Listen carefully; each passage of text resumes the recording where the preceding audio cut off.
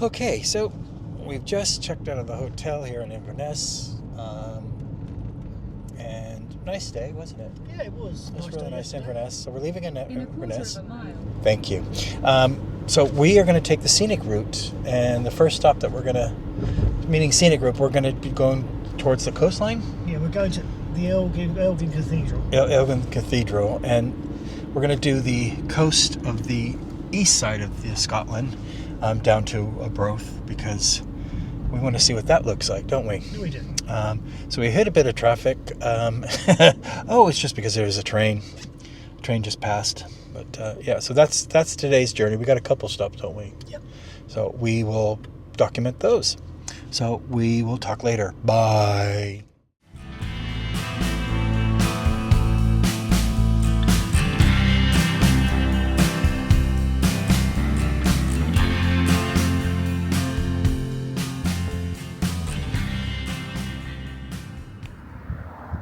Hello, now we're at the prison. What is this called, Peter? Peterhead. Peter's Head Prison. Supposedly supposed to be notorious, but they had a hostage situation at one point on top of the roof or whatever. But isn't every prison notorious? The thing is, we're in the very northeast of Scotland. This is on the way back home. So, and we briefly stopped at the other places just to take a break, where we saw the cathedral. And here, we thought we'd spend some time here because it sounded interesting. So we're going to go in and see. Bye. There we go. Peterhead Prison Museum. Let the fun begin. I'm going to turn you around. So. Oh. Here's the prison, what it looked like back in the day. And we've walked through there. So. Peter was just saying that they used to bring prisoners. There's a railway station up here. And they directly take them up here. Anyways, this is the admissions office over here. I think that's where the van's pulled in. Uh-huh. So this would be the processing area, huh?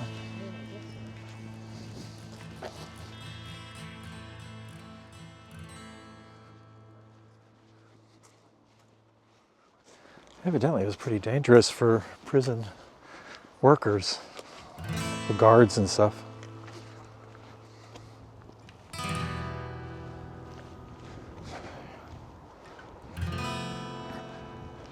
So evidently, as they're going through, they're going to tell us about the lives of the people that worked here, and how dangerous and stuff it was.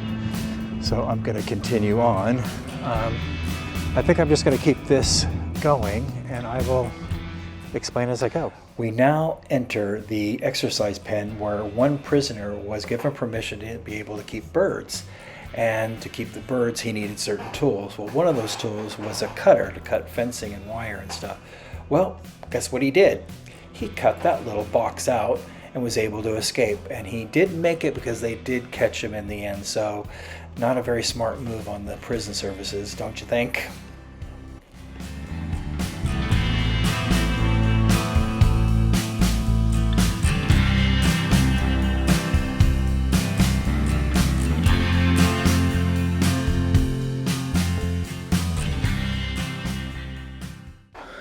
So the next scene that we see here is different time periods of the different cells, starting back from 1888 to 2013 when the prison closed.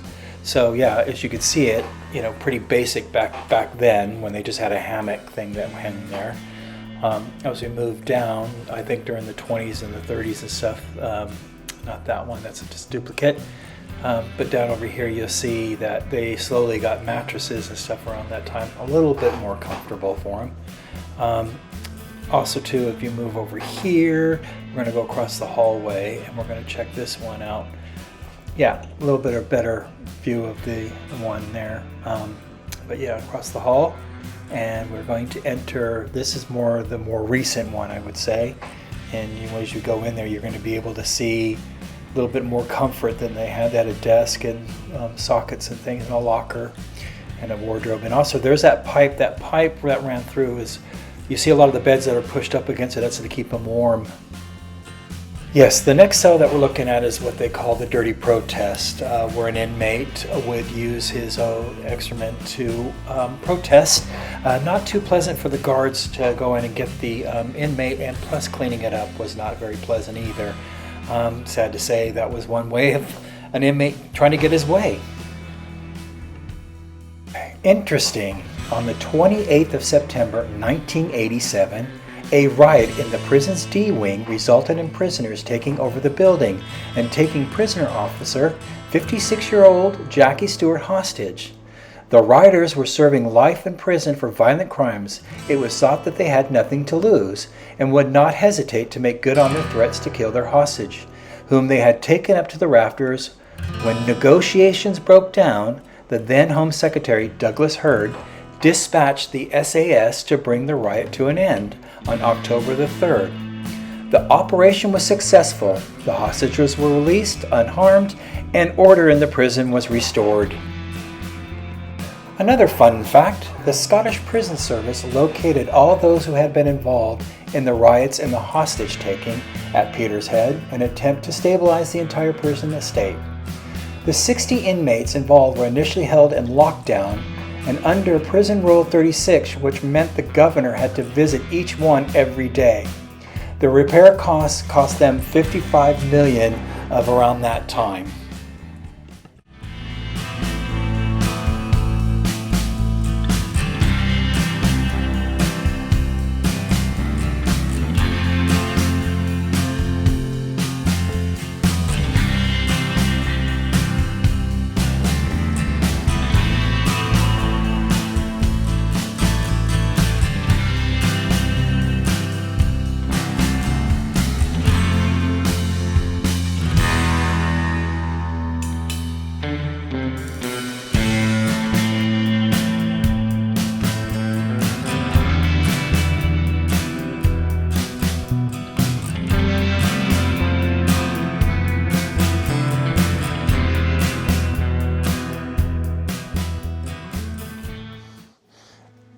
Because there was a lot of gangs in that cell, number 7 I just showed you. I think it was a gentleman named Red Devil had gone in there and stabbed the person because there were rival gangs and stuff going on. And evidently it was a gruesome, which affected the prison guard who witnessed it, had to go in there and witness all that. But yeah, it's pretty horrific.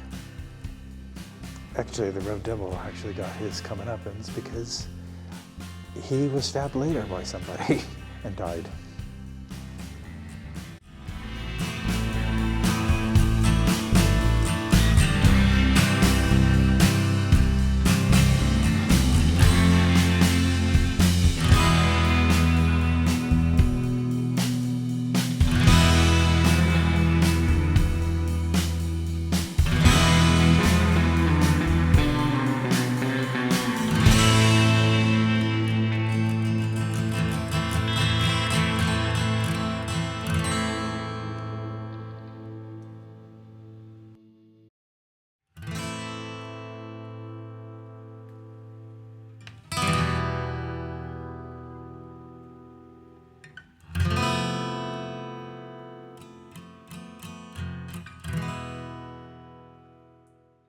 So yeah, this was manned by prisoners, feeding prisoners. They'd get served and they'd go back to their quarters to eat. But it would also, because it was always tense in here, very tense. And if an inmate didn't like carrots or onions, they would probably, well, not probably, from what they say, they'd throw it across the room and all hell would break out. But yeah. So, but they would eat their meals in the room, and then after they were done, they'd bring it back, or the prisoners that worked the meals here would pick up their trays, wash them, and get ready for the next day. Bigger kitchen. So this is where, evidently, they prepared everything, and they would take it to those cells and stuff. Wow.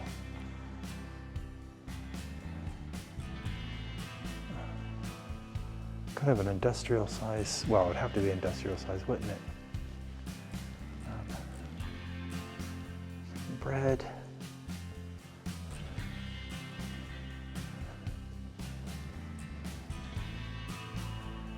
Stations.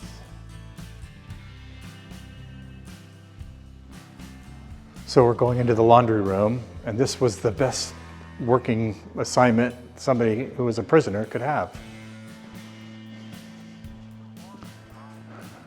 Yeah.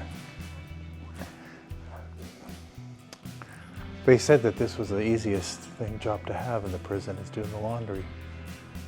But yeah, they have to be the most trusted person.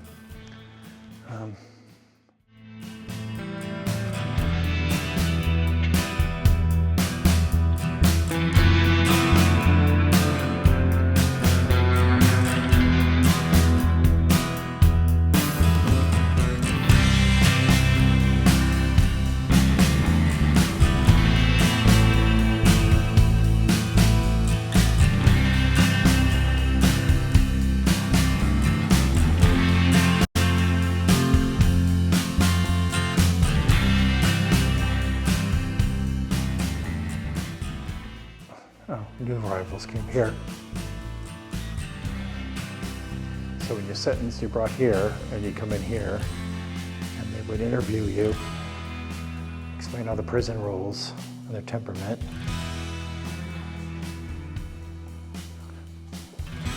Yeah. A photograph of you taken here. Yeah. Your prison garb. Yeah, they used to tie them up here and whip them until, was it 1939, until they abolished it. But yeah, but this.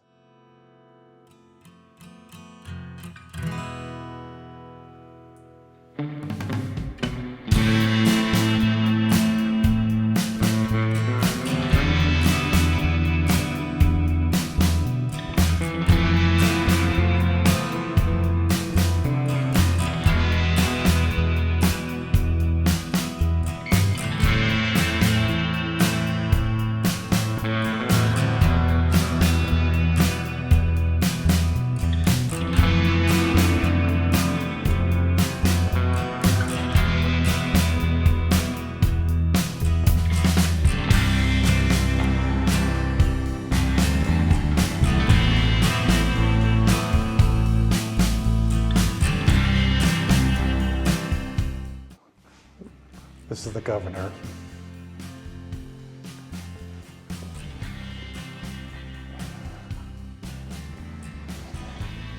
So the governor's was the final word, and this is the segregation row of cells. So if you were even worse,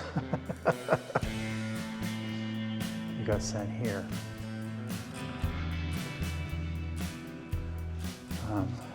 Yeah, chamber pot. And as time went on, they got these little portable blue things.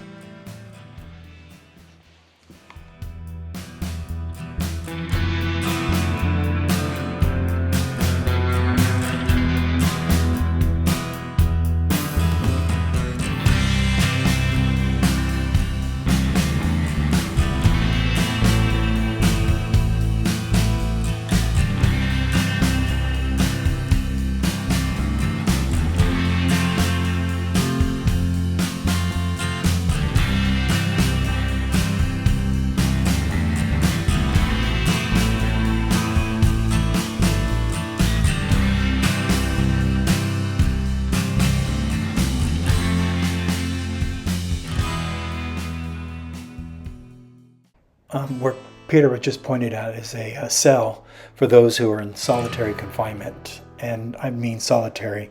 There is no light, pitch black. You only get out once a day for an hour. You can't, nobody would hear you because if you screamed or banged on the door, nobody could hear you. So if you really had to do something really horrific to end up in this cell, yeah, I couldn't even imagine. We're now in the hospital wing of the prison. It does, like Peter said, it does smell like a hospital. Station office.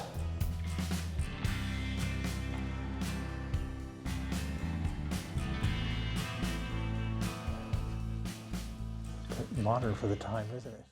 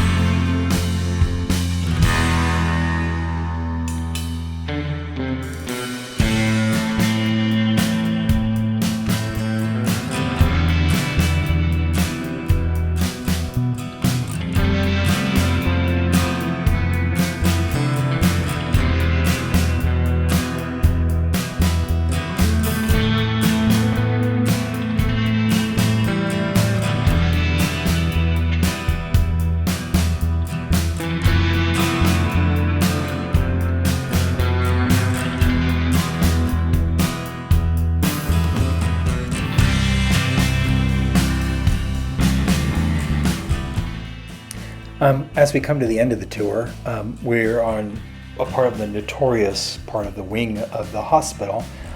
This was an inmate who served 22 years in isolation in this side of the wing. He was an axe murderer, and his name was Thomas McCulloch. Yeah, he was that dangerous that 3 people had to watch him 24/7 because of his mental state and everything. Yeah, he was pretty much of a baddie, but he was released. I think this is like 2011 or something. He was released. People were outraged, especially those families that were he had murdered. Yeah, but what he did in his spare time, he basically made toys. In his spare time, stuff. I think it was a lot of stuffed animals and things that he did, but. Yeah, they kept him up wraps. He also did something really strange too. He walked around in his sock feet, and the floors were so polished that they had to be aware about slipping around him and stuff because they were that slippery. And you can see him, the floors are kind of quite shiny and stuff. But yeah, he was a bit of a character, and he was released. And I think it was like 63 or something when they let him out. But yeah, anyways, and there's a bit of a history.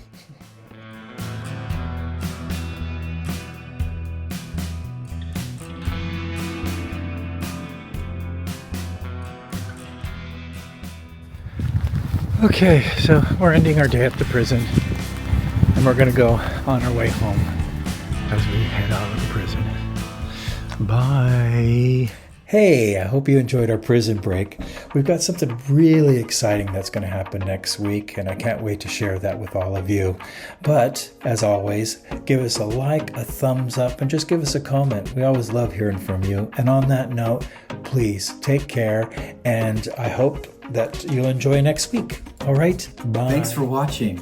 Please like, comment, and subscribe to our channel so that we can bring you more content in the future.